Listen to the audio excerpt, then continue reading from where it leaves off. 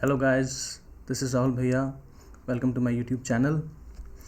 In today's video, we'll discuss a very important topic, the decline of Mughal Empire.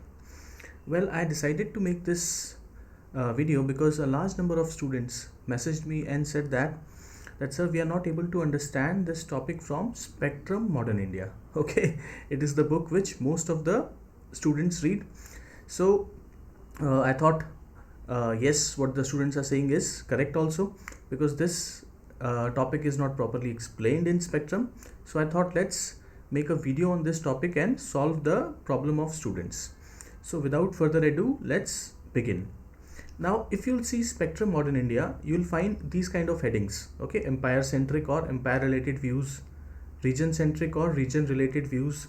Okay, then these are the two broad views with respect to the Mughal decline, right? And the decline was due to both the aspects, right? Then shifting allegiance of zamindars, then Jagirdari crisis. Okay, the problem is that Spectrum has not properly explained the meaning of these terms.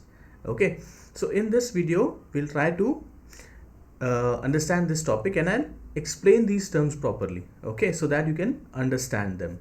So let's move ahead. Right, so if I ask you guys that where the roots of the Mughal decline are to be found more, okay, and you have two options. Option A, personalities or weak successors of Aurangzeb, or specific policies like the Deccan policy and Rajput policy of Aurangzeb.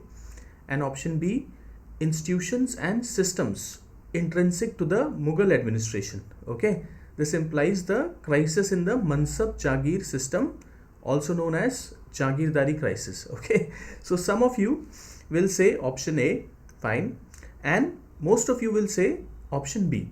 So here the majority is correct, okay, though both the options are correct, but B is more correct. Okay, right. Now see, this is how if this question comes in exam, then this is how we have to begin the answer. Okay, decline of the mighty Mughal Empire was a complex and long drawn process, and a large number of factors were responsible for it. Okay, however, among them the most important factor was crisis in the Mansab-Jagir system. So in mains, guys, the chances are that most probably they'll ask a question related to the Jagirdari crisis or the agrarian crisis. Okay, so this Jagirdari crisis theory, this has been proposed by Mr. Satish Chandra, okay, who wrote the old NCRT of medieval India. And this agrarian crisis related theory is of Mr. Irfan Habib, okay, who's a prominent historian of medieval India, right? So in this video, I have tried to cover the views of all three. Okay, third one is Mr. Shekhar Bandyopadhyay, another prominent historian. He's a historian of modern India, but in modern India, this 18th century, okay, also comes, right? So now, in order to understand this Jagirdari crisis properly, first we need to know certain basics, okay? So the entire Mughal Empire was divided into two types of lands, okay, Khalisa or the crown lands, and the Jagir lands or the lands under the control of Jagirdars. Okay, this is what you can see. This is the Mughal Empire during the reign of Aurangzeb in 1707. You can see almost the entire Indian subcontinent, okay, was under his control. This red portion, okay, this roughly the Doab region, Ganga Yamuna Doab, and some other regions, this was known as Khalisa or crown lands. It means the revenue from these lands, okay, and other taxes, the receipts directly went to the royal treasury. Okay, the emperor used to appoint his own officials, right, and whatever was collected went straight away to the emperor. Whereas the rest of the India, okay, you can see vast majority, this was the Jagir lands. Okay, during the time of Aurangzeb, this was roughly 4/5 of the total region, right? Total income, of the total income, 80% or 4/5 went to the Jagirdars. Okay, so now question comes, what is the difference between a Mansabdar and a Jagirdar? Okay, right, good question. So let's try to solve this. So listen carefully. All Jagirdars were Mansabdars, but all Mansabdars were not Jagirdars. Okay, so guys, Mansabdars basically means the officials of the state. Okay, small and big, all kinds of officials were termed as Mansabdars, and among them, most of the lower level Mansabdars were paid cash salaries and were called Nakadi. Okay, like in India today also, we say Nakad, it means cash. Okay, you must have seen that it is written in many shops, Aaj Nakad Kal Udhar, right? And most of the mid and higher level Mansabdars were paid through granting Jagirs or landed estates, right? So that's why it means all the Jagirdars are definitely Mansabdars, but all Mansabdars are not Jagirdars because some Mansabdars are Nakadi. Okay, they receive cash salaries. I hope this difference is clear to you. Right. Let's move ahead. So, in many books, you'll find that Mughal rule was also known as rule of nobility. Okay, why? Because vast majority of the income of the state was in the control of Mansabdars. So, as we discussed that during the reign of Aurangzeb, around 4/5 of the total income, okay, was under the control of Mansabdars. And please remember that nobility is also known as aristocracy. Okay, don't get confused. Mansabdars, Jagirdars, nobility, aristocracy, they are all the same. Okay, so do not get confused. Right. Now guys, the problem was that this income was not evenly distributed. Okay. And vast majority of this income was controlled by the top level of nobility. Okay, this data is given by Mr. Shekhar Bandyopadhyay, but this is not of any use for us. Just remember that vast majority of the resources of the state was controlled by Mansabdars. Okay, no need to remember the data. Right.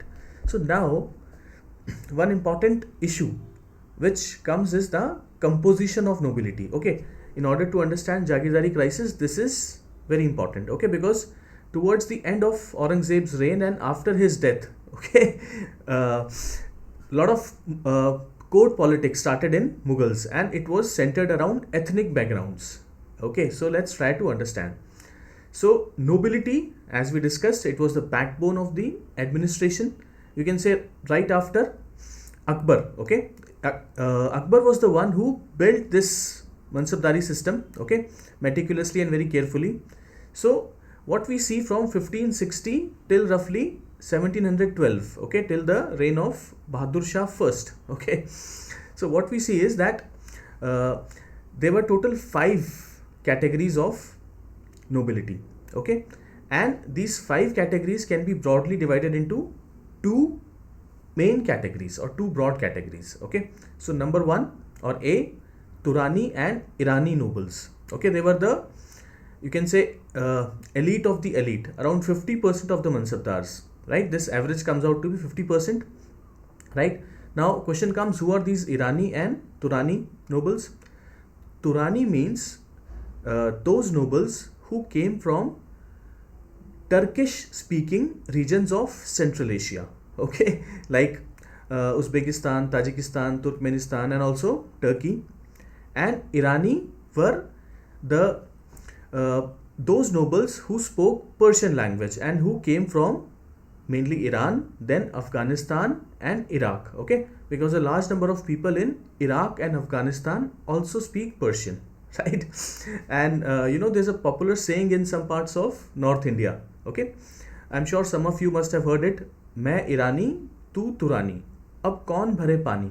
Okay, it means that 2 nobles are sitting and they are saying that I am from Turan, other is saying I am from Iran, so who will do the work? Okay, because during the Mughal period, these people considered themselves superior to the Indians. Okay, so you'll say why superior? See, because mainly of 2 reasons. One, they considered that their culture is superior to that of India, and second and more important, because the people of Central Asia and West Asia are fair complexioned, right? So in medieval times, these things mattered a lot.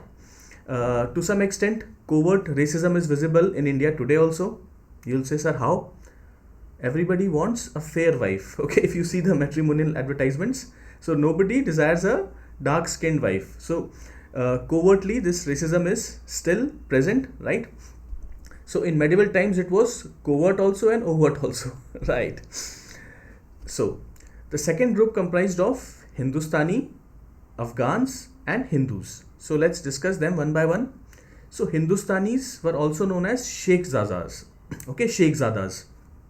Now many of them also came from Central and West Asia many generations ago. Okay, but for many generations they were living in India, so they got Indianized, right? And some of them were also converted Indian Muslims. Okay, then Afghans, definitely Pathans, mainly from Afghanistan and nearby regions, and then Hindus. Okay, so among Hindus mainly Rajputs and Marathas. Okay, but some other Hindus were also there, like Brahmins. Okay, then Kayasth and Khatris. So you'll say, sir, we understand Brahmin, we understand Kayasth, we understand Rajput and Maratha, but who are these Khatris? Okay, so Khatri is a very dominant caste in the Punjab region. Okay, both Indian and Pakistani. So many of the Pakistani Khatris have converted to Islam. You must have heard surnames like Malhotra, okay, Arora, Kapoor, right? So these are all Khatris. And during the time of Mughals, okay, the famous revenue minister of Akbar, Mr. Todarmal, Raja Todarmal, was also a Khatri. Okay, right. So let's move ahead. Okay. Now we'll see the problem. Okay, that what was the problem and when the problem came to the surface, right? So during Mughal period, any form of impersonal loyalty like national, ethnic or religious could not develop. Okay, so the entire imperial structure or edifice rested on a patron-client relationship. Okay, it means between the Mughal emperor and the nobility, right? Like today we have impersonal loyalties, like to the country, to the constitution of the country, but there was no such thing during the medieval period, right? Modern nationalism started in India during 19th century, that too second half of 19th century onwards. So during Mughal period, the loyalty was towards the dynasty and towards the emperor himself, right? So under such circumstances, the effectiveness and permanence of this relationship depended on two factors. Okay, the personal qualities of the emperor, right? And second, constant expansion of resources. Okay, so which explains the constant drive towards territorial conquests in the Mughal period. Right from the time of Akbar to Aurangzeb, we see all of them wanted to expand more and more, right? Because it was very important for them to keep their nobility satisfied, right? Because in medieval times, unlike modern times, guys, there was no participation of masses in politics. Okay, yes, only the nobility, small and big, participated in politics, right? This is a modern feature. Okay, concept of citizen, then mass participation, like every adult has a voting right. So all of this was not there in medieval times. So as long as the emperors were capable and they were making conquests, things were going smooth. So this relationship between the nobility and the emperor was functional. So now question comes, what went wrong? So we'll discuss this, what went wrong. Okay, right. So this functional relationship got ruptured because after the conquest of Bijapur in 1686 and Golconda in 1687 by Aurangzeb, no need to remember these dates, okay, plus the shrinkage of resources because of the unending Deccan War and the various revolts and rebellions like that of Sikhs, Rajputs and Jats, right? There was a lot of turbulence in the Mughal Empire. So this, you can say, functional relationship got ruptured, right? And signs of decay were visible. And after the death of Aurangzeb, this crisis, the Jagirdari crisis assumed alarming proportions, okay? And what was underneath, okay, this competition among the nobility to get more and more Jagirs, this came to the surface. That's why in later Mughal kings, which we'll discuss in later classes, you'll see that sometimes the Irani nobility will dominate, sometimes Turani and sometimes Hindustani, right? So in next video and in future videos, we'll discuss these topics, right? So guys, this is for today, and this is part 1 of the video. For more such interesting and important videos, please subscribe to my YouTube channel. Thank you. Okay, I hope you enjoyed the video.